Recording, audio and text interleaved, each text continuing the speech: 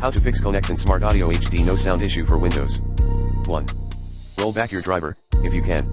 2.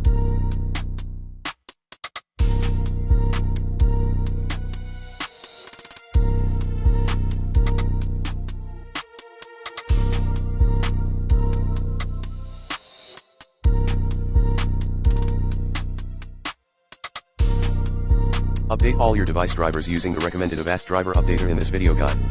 3. Disable audio enhancement. 4. Use high audio definition device.